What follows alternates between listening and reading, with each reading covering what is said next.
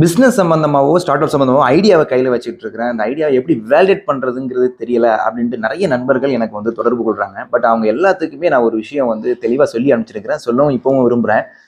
நீங்கள் என்ன யோசிச்சாலும் அந்த யோசிக்கிறத ஃபுல்லுமே எப்படி யோசிக்கணும், எப்படி வந்து நீங்கள் தெளிவாக வந்து திட்டமிடணும் அப்படிங்கிறது எல்லா டீட்டெயிலுமே கம்ப்ளீட்டாக இந்த புக்கில் இருக்குது. இந்த புக்கை நான் ஏற்கனவே ரெக்கமெண்ட் பண்ணியிருக்கிறேன், சர்தாக் அகுஜாங்கக்கூடிய ஆத்தரோடது.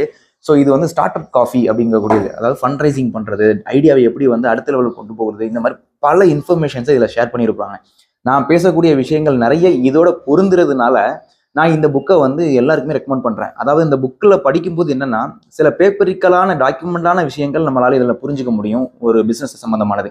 பட் அது எப்படி அப்படிங்கிறத வந்து அது ஆன் ஹேண்ட் ப்ராக்டிஸ்க்கு சரியாக வருமா அப்படிங்கிறதுக்கு எல்லாமே நான் பேசுகிற வீடியோக்கள் வந்து உதாரணமாக உங்களுக்கு இருக்கும். ஸோ அதனால் இது ரெண்டையும் கம்பேர் பண்ணி நீங்கள் உங்களுடைய ஐடியாட்டிக் ஸ்டேஜை பற்றி நீங்கள் வந்து அடுத்த லெவல் கொண்டு போகிறது திங்க் பண்ணிங்கன்னா பெட்டர். இந்த புக்கில் ஸ்டெப் பை ஸ்டெப்பாக ஐடியாவை எப்படி நம்ம எவால்வேட் பண்ணணும், அதை எப்படி வந்து எம்இபி பில்டு பண்ணணும், கோ டு மார்க்கெட் போகணும், அது மட்டும் இல்லாமல் ஃபண்ட் ரைசிங்க்கு எப்படி போகணும், கம்பெனி எப்படி ரிஜிஸ்டர் பண்ணணுங்கக்கூடிய கம்ப்ளீட் ஸ்ட்ரக்சரையும் சிலபஸ் பிரகாரம் நீட்டாக ஒரு நல்ல ஒரு எக்ஸாம்பிளோட கொடுத்துருந்துருப்பாங்க. அதுதான் அந்த புக்கில் உள்ள பியூட்டியே.